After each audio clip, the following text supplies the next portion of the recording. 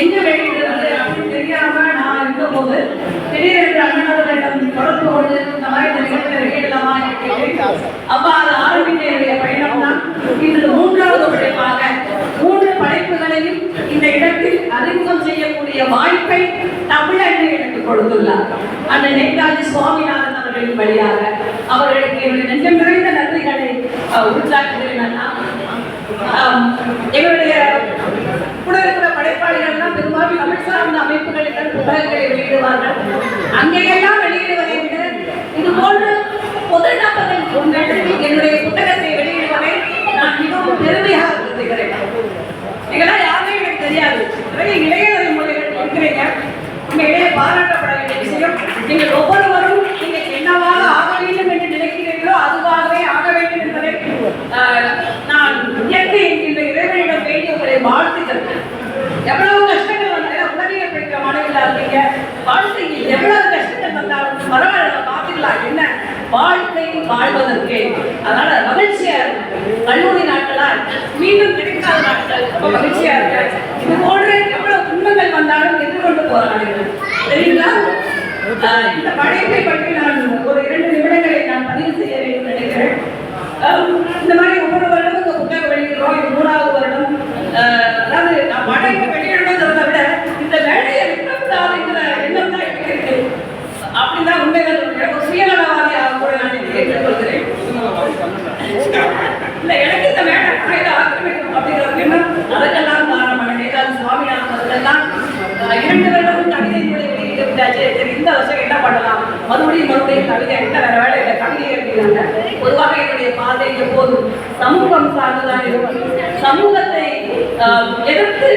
எதிர்க்கணும் தோணும். ஆனால் இதெல்லாம் சிக்கல்கள்லாம் இருக்கும், நம்ம எதிர்த்து சொல்ல முடியாது. நம்ம அரசு பணியாளர் அதையும் மீறி எதிர்த்து சொல்றது அவசியம் இல்லை.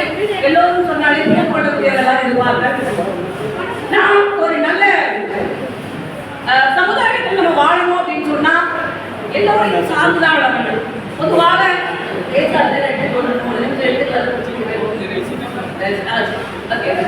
அதாவது ஒரு சமூகத்தில் ஒரு ஆணுக்கும் பெண்ணுக்குமான ஒரு உறவை என்று குறைக்கிறது நாம் எல்லாமே தான் பார்க்கிறோம். ஆனால் அந்த குழந்தை பிறந்த உடனேயே சமூகத்தினுடைய சொத்தாக மாறிவிடுகிறது.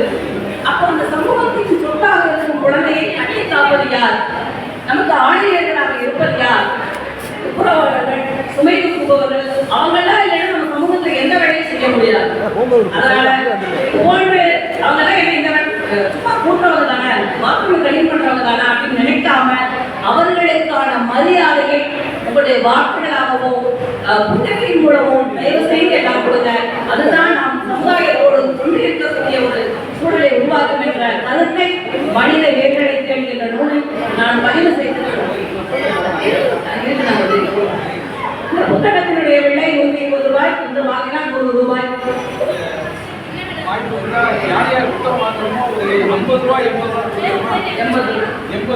ரொம்ப குறைச்சிடாதீங்க, 80 ரூபாய் கொடுத்துருவாங்க. ரொம்ப ஆர்வம் இருக்கிறவங்க 50 ரூபாய் தான் இருக்குன்னா கூட கொடுத்துட்டு வாங்கிக்க. கண்டிப்பா கண்டிப்பா நிறைய பேர் கண்டாதவர்கள் கொடுத்தாங்க, நிறைய பேரும் வாங்கினாங்க. உண்மையிலேயே ரொம்ப மகிழ்ச்சியா இருக்கு. மீண்டும் என்னுடைய நன்றியை அண்ணன் நேதாஜி சுவாமிநாதன் அவர்களுக்கும் மற்றும் தங்கமகை ஜுவல்லரி ஸ்பான்சர் செய்து அவங்க இல்லைன்னா இந்த நிகழ்வு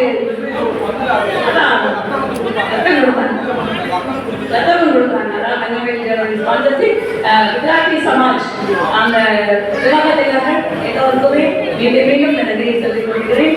என்னை அனைவரும் என்னோட அன்போடு பேசி எல்லாரும் சுமூகமான உறவை ஏற்படுத்திக் கொண்டார். கடந்த வருஷம் பார்த்த இந்த வருஷம் பார்க்க நிகழ்ச்சியான உறப்பெடுக்கலாம்